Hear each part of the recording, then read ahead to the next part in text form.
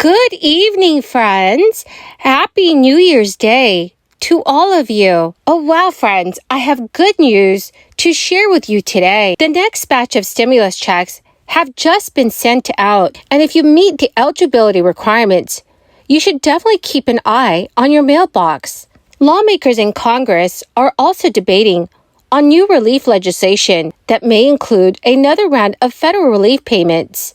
My friends, please do me a big favor and watch until the end of this video. Also, I will be giving away 3 $75 Walmart gift cards every Friday. So if you'd like to enter the next giveaways, all you have to do, friends, is click and like several of my videos. And then comment below the keyword of each video that you watch. Remember, the more videos that you watch and leave a comment on, the greater your chances of winning these giveaways. After a brutal year of rising prices and economic uncertainty, our country is ending 2022 with some signs of hope that inflation is cooling as the job market remains strong. But economists and CEOs warn that our economy will remain on shaky ground in 2023, which could mean another turbulent year for consumers. The year ended with a mixed picture for the economy. The Federal Reserve's preferred inflation measure indicated price increases had slowed in November, although they were still higher than usual.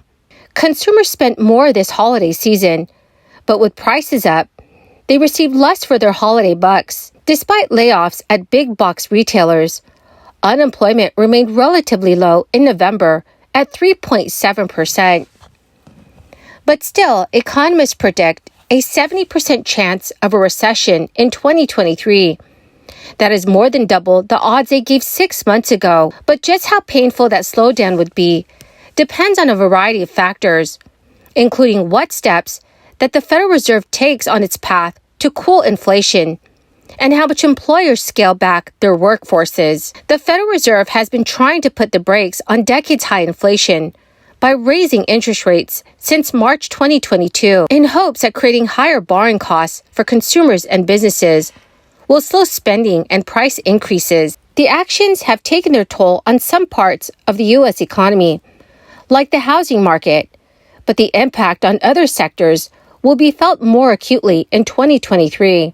The question in 2023 will be how many more rate increases will the Fed make and for how long rates will stay high as the effects work their way through the economy. While much of the U.S. economy continued plowing ahead, despite the Federal Reserve's rate hike, home sales fell for 10 consecutive months and were down by 35% in November compared to 1 year earlier. But there are many signs that turbulent housing market will start to stabilize in 2023, even as a wider economy remains on shakier ground. Despite the Fed's rate hikes over the past year, experts predict that mortgage rates will come down slightly and prices for homes will hold steady.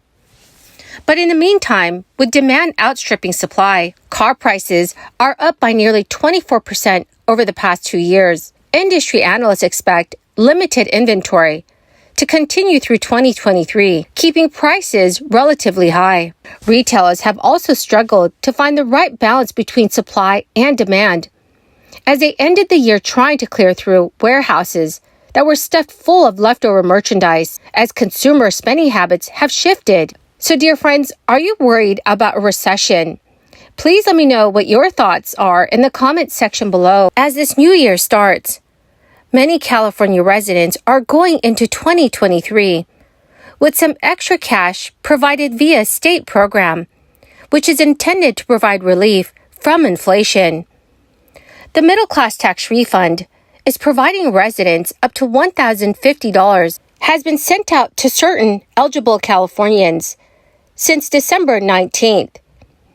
And according to the state's government website, the final waves of this payment, which are consisting of direct deposits and state-issued debit cards, are set to be sent out by the end of January. Non-Golden State stimulus recipients, whose last names began with letters A through K, should have already received their payment between December 5th and December 17th. State officials have said that the other residents who are still waiting for their payments are either direct deposits who have changed their banking information after they filed their 2020 tax returns. It is confirmed that they will receive their payments by January 31st, 2023.